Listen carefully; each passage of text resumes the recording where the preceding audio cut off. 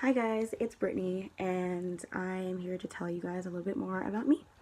So, I will be talking about three things specifically. So, the first one is going to be Wicca or Wiccanism. The second one will be art, and the third will be languages.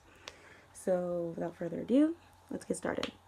So, I'm going to give you guys a little bit of background about Wicca and how I kind of got into um, that religious practice. So, what Wicca is, it is a pagan religion based around witchcraft. People practice witchcraft. And the entire mantra basically is do as you will, but do no harm, which I really appreciate. So, but the type of magic that we're talking about isn't Harry Potter or anything like that. It's more energies and auras and aligning your chakras and your connection to the different elements of the earth. So I have a necklace here of the Wiccan symbol.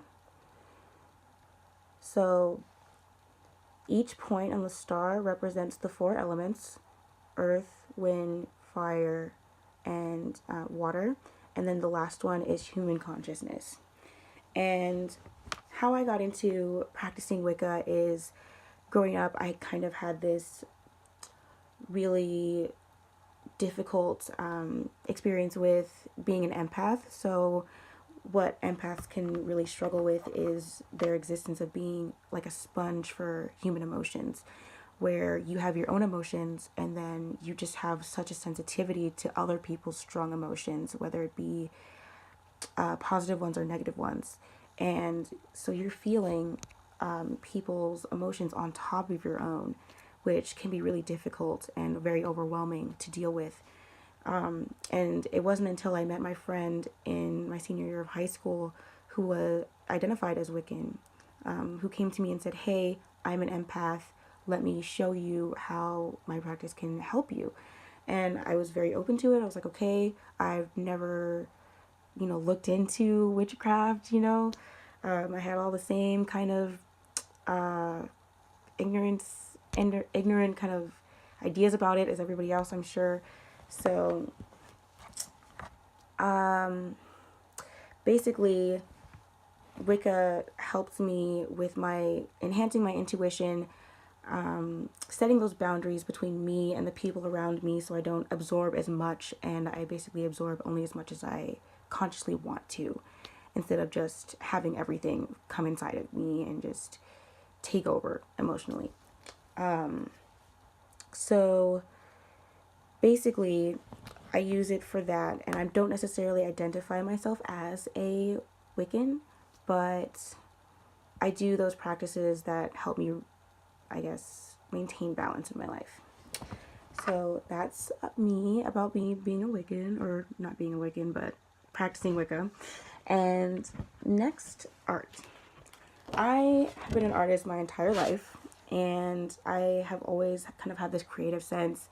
And I have a piece here for it for you guys. I started off tracing as a child, and then I ended up kind of figuring out how I could incorporate a business and come up with how I could take my hobby, something I was passionate about, into something that could actually help me financially. And once I kind of found my niche in the art world, which for me is ink mixed with watercolor, I come out with things like this. So this is Circus. This is basically a a piece about imaginativity, mystic, kind of vibrant colors, all of that. So this is less of a meaningful emotional piece, more of something that just expands on your imagination. So there's that.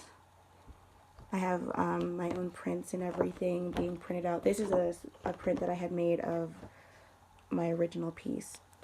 And I have Instagram. I'm just starting out with the whole art business thing, and it's something that I've been passionate about. And I'm very grateful to have the platform now to start selling. And lastly, I want to talk about my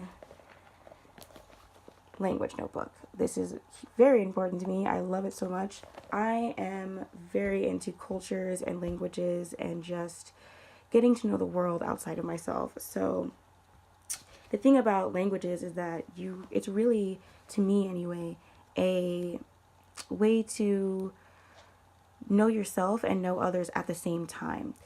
Because when you learn, or at least I found, when you're learning different languages, you tend to think differently because of the cultural contexts. For example, with Japanese, I would tend to be more shy and polite, and I would address people who are older than me differently, younger than me differently than I would in English.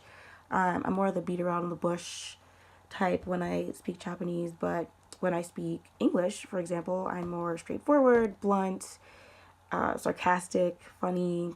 So you just get to know different sides of yourself, and you get to explore how different languages affect your thinking and affect how you move yourself through the world. And so I'll just show you a few pages of my Artunic book. So we've got Spanish. I'm sure there's Japanese. That's Spanish still. Japanese. There's Arabic in here somewhere. So yeah, that's a little bit about me. And so I practice Wicca, I am an artist, and I love languages.